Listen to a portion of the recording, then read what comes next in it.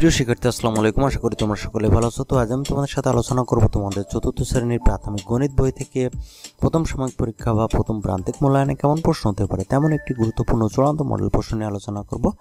তো আশা করি এই অঙ্কগুলো যদি তোমরা বাসায় করো তাহলে তোমরা এখান থেকে খুব ভালো করতে পারবে এবং তোমরা শিখতে পারবে যেন অন্য কোনো অঙ্ক পড়লেও সে অঙ্কগুলো তোমরা পরীক্ষাতে ভালোভাবে উত্তর দিতে পারো সেই অঙ্কের প্রশ্নগুলোর। তো এখানে দেখে নিই আমরা প্রথমে এক দাগে রয়েছে যে কোনো 20টি প্রশ্নের উত্তর দাও। এখানে 20 নম্বর। তো দেখো এখানে 20টি প্রশ্নের তোমাদের সিলেবাস অনুযায়ী যেগুলো রয়েছে সেগুলোর উত্তরও এখানে পাশাপাশি সব উত্তরগুলো এখানে দেওয়া রয়েছে। এখান থেকে দেখো এক দাগে এই যে সবগুলো প্রশ্নের উত্তর দেওয়া রয়েছে। তো এখানে তোমরা এখান থেকে দেখে নিও প্রত্যেকটি প্রশ্নেরই উত্তর এখানে রয়েছে। তারপরে এখান থেকে দেখো 2 দাগ।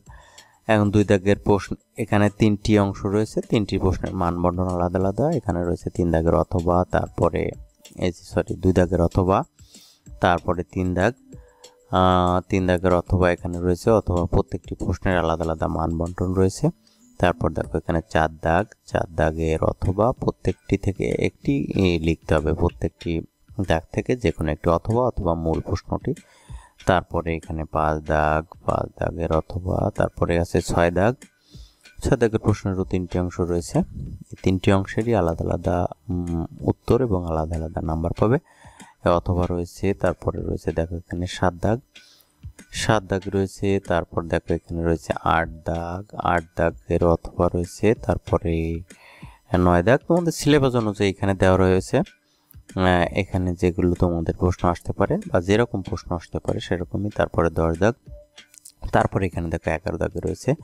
এখানে জ্যামিতি অংশ থেকে এই যে 3টি রয়েছে, এখানে 3টি থেকে 2টির উত্তর দিতে হবে, ঠিক আছে।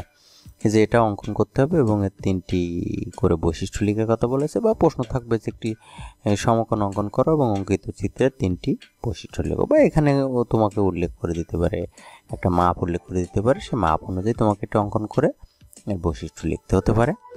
যদি এমন আসে, সাধারণত এরকমই আসে, তো তোমরা যেটা পড়বে সেই মাপ অনুযায়ী সেটা করলে সেটাই উত্তর হবে, ঠিক আছে। তো আশা করি বুঝতে পেরেছো যে কী ধরনের প্রশ্ন হতে পারে। তো ভিডিওটি ভালো লাগলে এখন একটি লাইক দাও। যদি তোমরা আমার চ্যানেলে নতুন হয়ে থাকো তাহলে এখন চ্যানেলটি সাবস্ক্রাইব করে রাখো এবং পাশে থাকা বেল বাটনটি বাজিয়ে রাখো যেন পরের ভিডিওটি আসলে তুমি আগে পেয়ে যাও। তো আজকের ভিডিওটি দেখার জন্য